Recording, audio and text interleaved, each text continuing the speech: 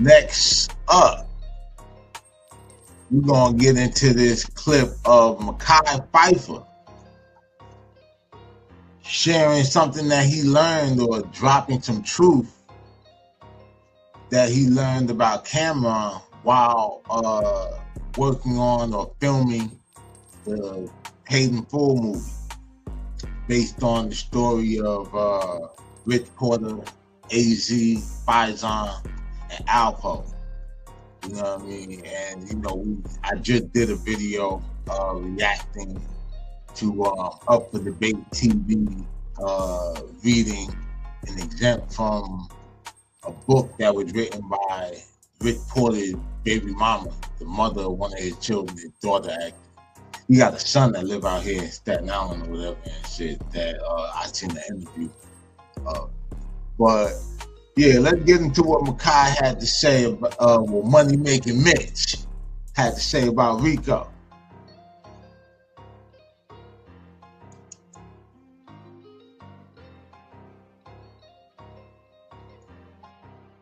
It was fun because we shot a lot in Harlem, and then we shot in Toronto as well. Okay. But it was fun because, man, these are iconic cats. But it was scary because you can't f this up. Right. Because man, you lose your ghetto pass right off the bat. You playing games with these cats. This is a true story. Yeah. Right. And it rang too many bells throughout the streets. Yeah. So you do things that are not authentic. Yeah. There's people still in the streets that hold them at a high regard, high esteem. Absolutely. It's still mentioned in rap songs to this day. Right. Yeah. So so they definitely had an impact on the streets, and so that was the scary part. It's like, how do we, we got to really pull this off. And me would. And it's crazy because if I remember correctly, Mekhi Phifer is from Harlem as well. So, you know what I'm saying? Like, yeah, definitely some weight. I've heard stories or whatever about Alpo, or there was rumors or whatever about Alpo actually, or Cameron actually consulting with Alpo or whatever and shit. But I don't know if that's true, and I don't know if Cam would have necessarily do that, being like, a real Harlem nigga, like.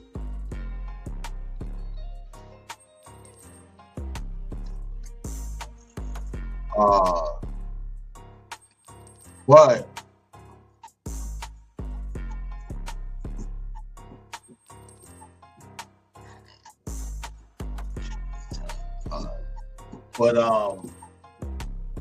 yeah, I mean, he pretty much heard the story, grew up hearing the stories and everything like that, because he was coming of age around then. So, yeah, shout out Mekhi.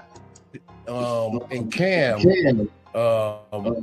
we really, it's funny because me, Cam, and Mace went to the same high school. Oh shit! In Harlem. It was called Manhattan Center for Science and Mathematics. They played ball there, right? Played ball there. Yep. They played ball. Did y'all go at the same time, or they look at the same time? Oh wow! Same time. Okay. Same time. There was a couple times after school we would, because we always like kind of dabbling in hip hop and rap. Yeah. So we spit, have little ciphers, outside after school. This and that.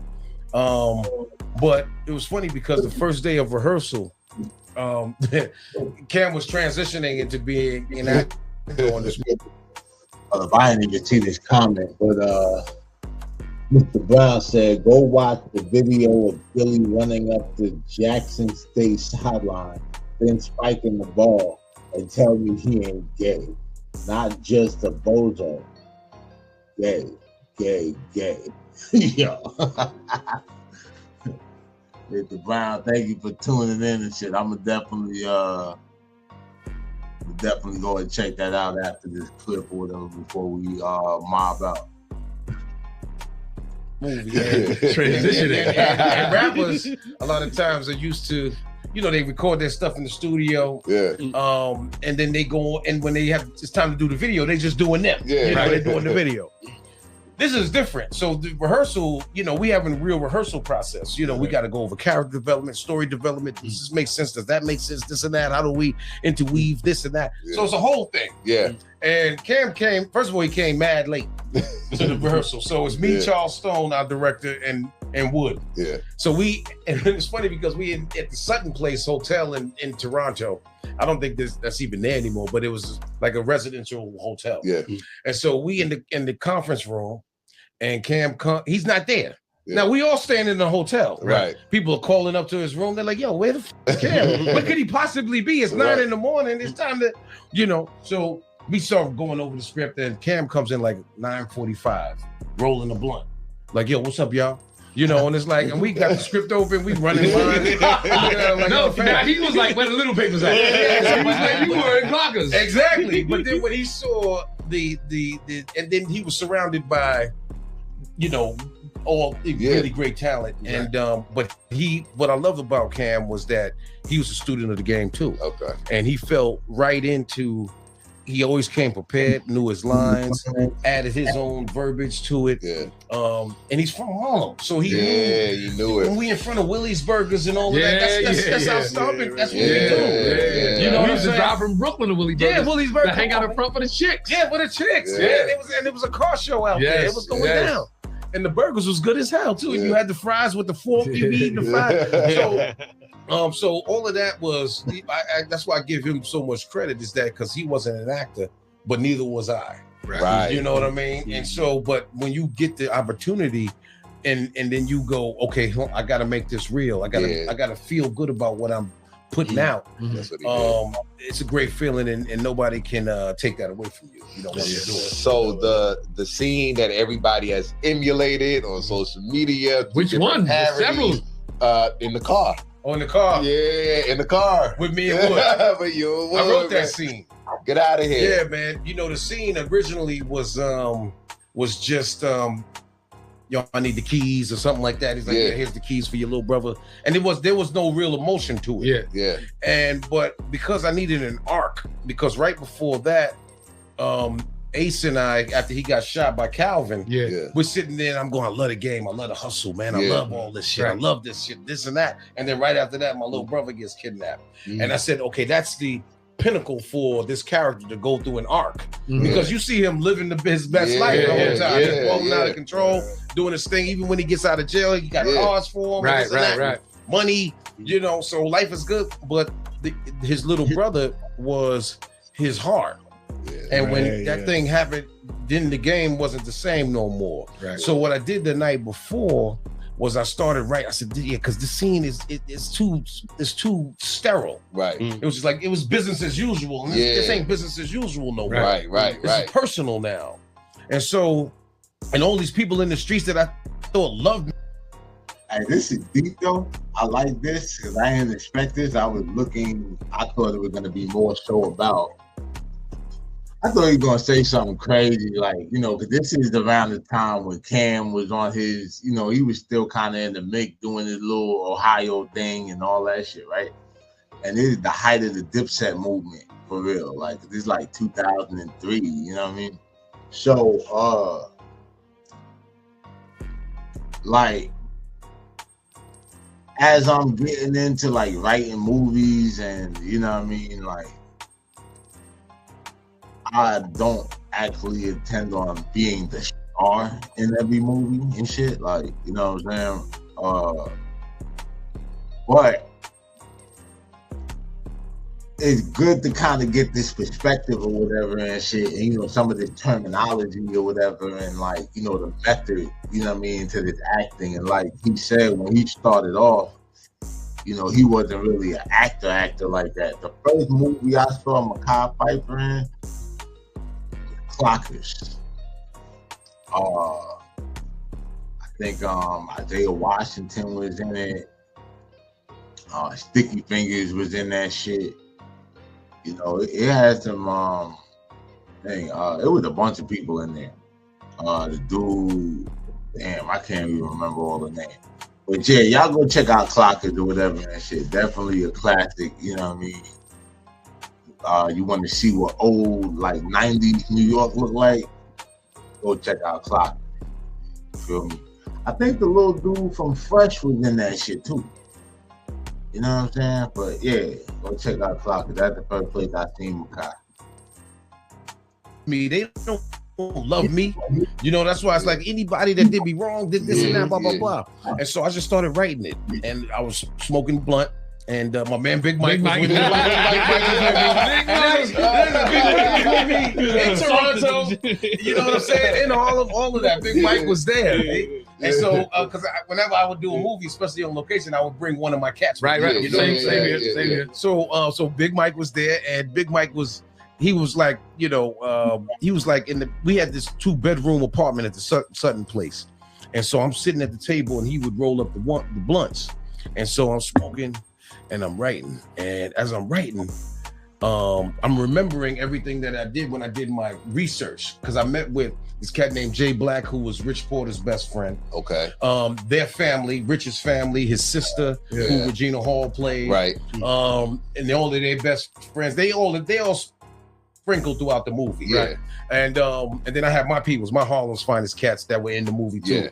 And so I was just recalling everything that they were telling me about what happened, how they sent the finger in the envelope. The McDonald's on 135th. McDonald's on 132nd. 132nd, right. 132nd in Lenox, you know, and the whole. Actually, whatever, the McDonald's that the finger got found in was on 125th and Broadway. And I think they finally tore that shit down. You know what I'm saying? It was right when you get off, because that was the 1 and the 9 line. You understand? Like, yeah, I'm from that New York. But yeah, the 1 and the 9 line or whatever, because that would put you on the Broadway side. The Lenox side is along the 2 and the 3. You know what I'm saying? But probably ain't been there in a minute and shit. But yeah, soon as you came off or whatever, if you were, depending on if you were going like uptown, if you're going uptown, that shit is on your left. If you're going downtown, it's to your right. You know what I'm saying? But yeah, 125th and Broadway, a couple blocks away from that Southern Fried Chicken, where they shot the scene for in Belly or whatever and shit, where DMX met Nas and he had like joined the Nation and all that. I told him he could keep the Benz. And also Grant Houses and all that is over there, like the Apollo's right up the block. You know what I'm saying? So yeah, it's Harlem. Shout out Harlem. Thing, it was in the bathroom, and they were supposed to make the exchange in the bathroom, and they didn't, so they wound up killing them. And then it was in the paper, it was in the Post, and I remember that New York Times, and the whole. And so I started writing and thinking about that, and I started crying while I was writing it. And so we had to be on set at 6:30. That was the first scene that we shot that day. Wow. So Charles, who I got love for Charles, man, Stone. I said, yo, Charles, I said, look, it's not going to change much for what Wood has to say, but I wrote something. Let's just do it. He said, all right, let's shoot the rehearsal. Oh, dope. Oh, yeah, and that's what, he was open to. Said, always a good thing when you shoot. Man, that's always a good thing. Let me see what it is. He said, I don't even want to read it. Let me just see what you got. And so I went in the scene and did it. And he was like, we're keeping that. Let's just do one more for safety. Wow. And that's what we did. 2 takes. Wow. And then Wood had to react to what I did. Yeah. Because the scene was a little more sterile. It was more business as usual. Okay, here's the keys. I got the keys. You know, we'll pay the connect back. We'll get your little brother back. This and that, because that's my little man too. And this and that. But because I did that, he had to be listening. Right. And he had to react to what my little monologue was. Yeah. You know, that in the previous scene, I'm just going, yo, I love the game. I love the hustle. People love it. I get love in Harlem, this and that. You know, so that was a scene. So like you said, the scene in the car, I'm glad that it became so many memes. And you know, it's funny because it could be anything. It'd be like, this is how Dallas Cowboys fans feel after last night's game. You know what I'm saying? Hey, I'm telling you, man, anybody that owes me money, you know what I'm saying? So it's funny, you know. Oh man, yeah, that's crazy.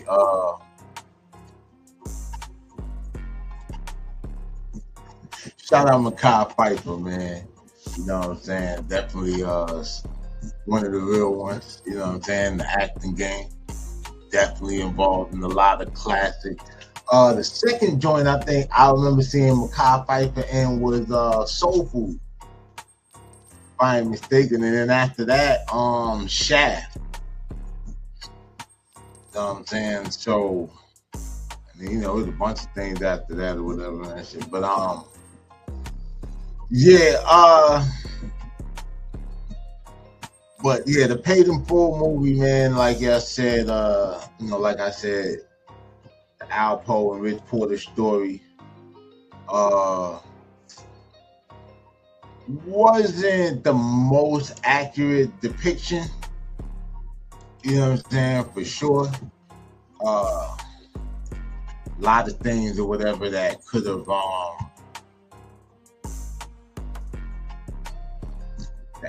been you know, explored.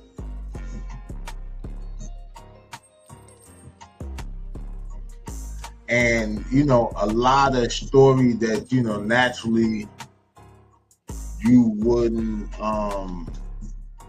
expect them to put, because it doesn't make the protagonists in the movie look as good as, you know what I mean, they want them to.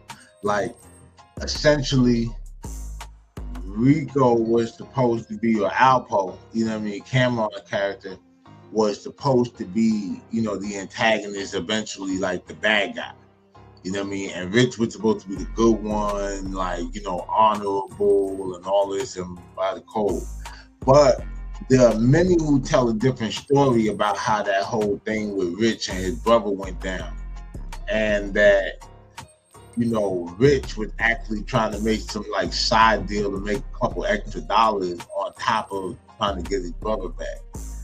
Now, whether that's true or not, you know what I mean, I don't know if we'll ever know. You understand what I'm saying? Like, because the people who are allowed to tell it, we can't really trust them. Like, for instance, AZ, because he a rat, and now we know based on Rich Porter's baby mama's book, you're a pedophile too. So that